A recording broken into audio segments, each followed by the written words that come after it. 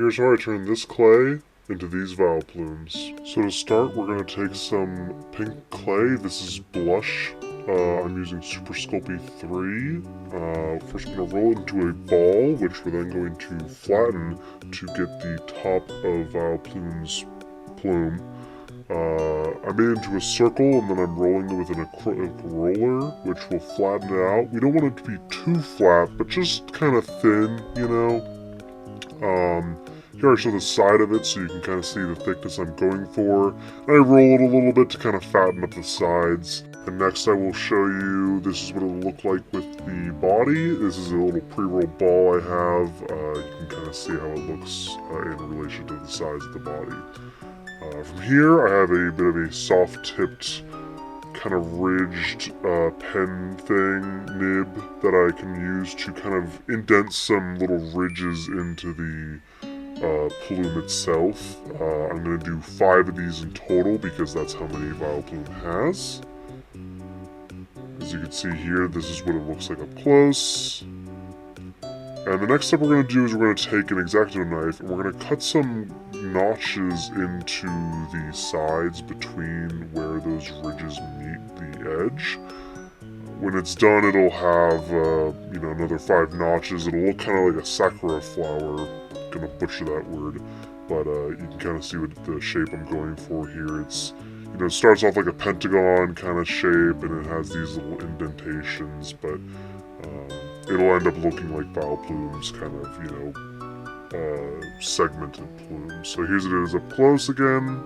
And the next thing we're going to do is we're going to take this kind of scoop-shaped metal nib that I have, and we're going to kind of shape the edge of it so that it's more rounded, because we don't want it to be sharp, we want it to be kind of poofy and fluffy, So from there, we're going to kind of just, soften it out the edge, make the indentation a little greater, curl in the sides so that it's a little more rounded on the edge. And the important thing to know is that we're only going to do this on the top side of the flower. I'm going to flip it over a couple times to really get the indentations to be as, rounded as I want them to be, but we really don't need to bother with the bottom at all because you're not going to see that. So once again, going in and just kind of shaping out the sides so that it's, as rounded as I want it to be. And I'm going to do this with all 5 sides, but I'm going to go in depth on this side. So here you can see it up close. This is pretty close to what I want it to be. I shape it up a little bit more. You can kind of go more if you want to. And then I'm going to do, time-lapse here of the rest of it. I just go through and just do the same thing for all 5, just make them more rounded. This way, instead of having to make 5 individual ones, you can just do one big one and sculpt it out. So here's the finished product of that. And the next thing we're going to do is we're going to take some orange clay. This is burnt orange that I'm using.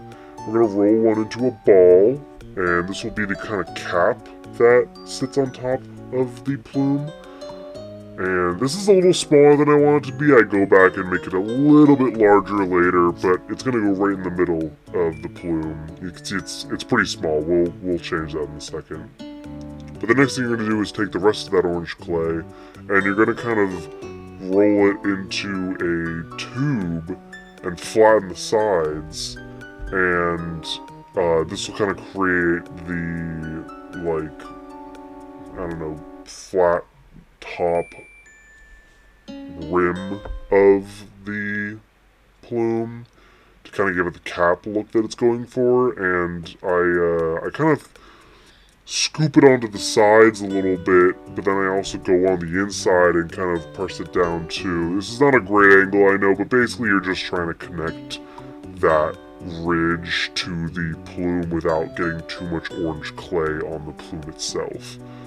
It's not too hard, The clay I'm using is Primo brand, which means it's a harder clay, so it's, more form resistant.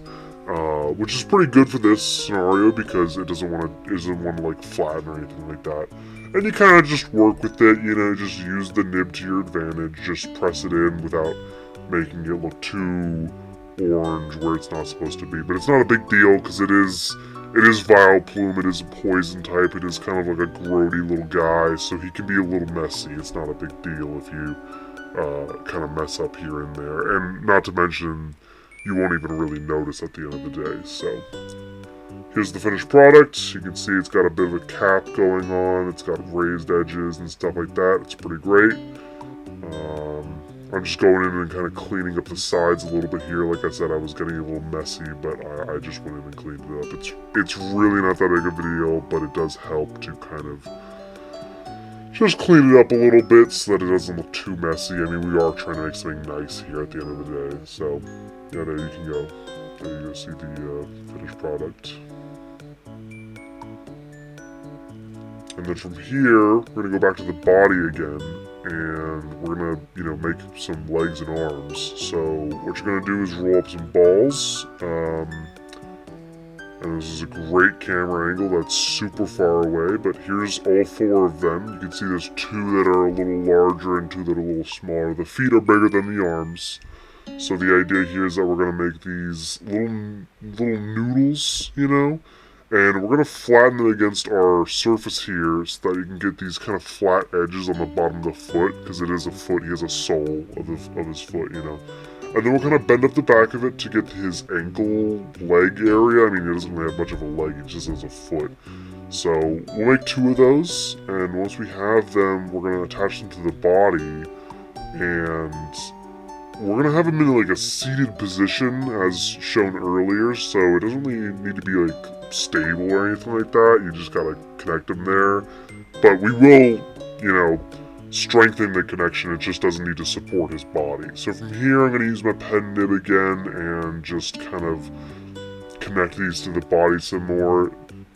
Not a super big deal if they're kind of messy. This is like a really low stakes part of the design. It's just his feet, So once they're on there, you kind of just flatten down the sides, you just kind of, connect them and whatnot. It doesn't need to be super detailed, but just make sure that it's solid enough of a connection that it won't just fall off when you bake it later, So from here, I'm just kind of doing both legs, making sure they're connected well and still look good in the process. You might end up having your body look a little strained, but you can kind of go in with your fingers and just smooth it out. So I'm just adjusting the feet here too, so it's a good position, because we want him to make it look like he's sitting and having a fun time.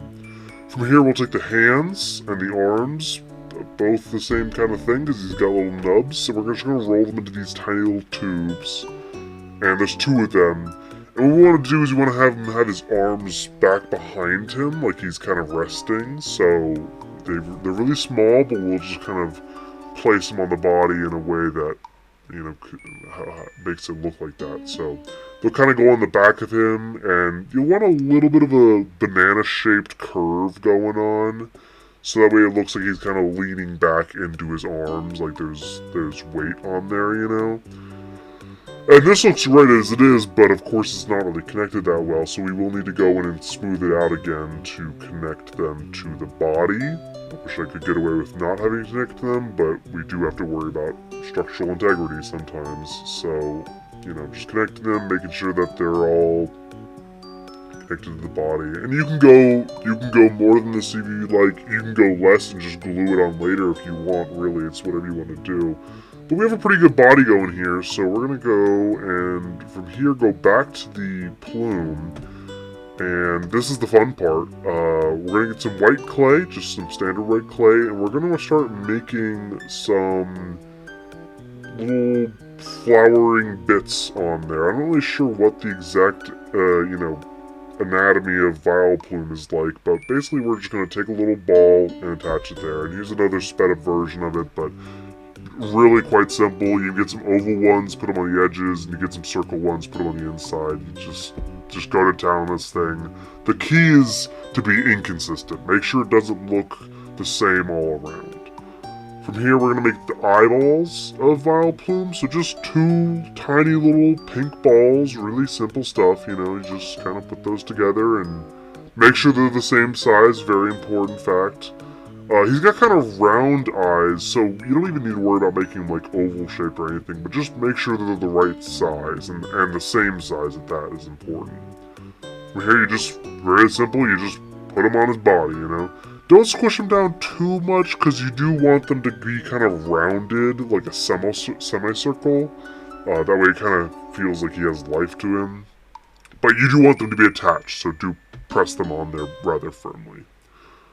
And then finally, to literally top things off here, pun intended, is we're going to take some garden wire, some very thin, I don't know what gauge this is, but it's pretty small, you can see, and some bolt cutters to cut it off, and we're just going to kind of put this into his body, and this will connect the plume to him. I don't really want to spend a bunch of time trying to, like, connect the plume and just hope it stays on. We'll just use a wire, which, you know, makes sure that it stays on a lot more solidly than just trying to, like, scoop it together with a pen nib. So, from here you can see I'm getting the middle of the plume on, and we're just going to connect it together, and there you go. He's basically done.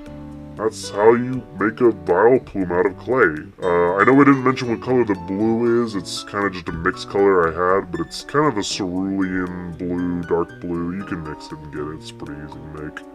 Here's the final shot. This is what they look like. I made 3 of these, so, you know, yeah, I think they look really cute. And, yeah. I hope you guys enjoyed the video. I know this is a weird, kind of out of the blue thing for me to post, but I just wanted to have a fun time with these things and wanted to share how I made them. So, enjoy.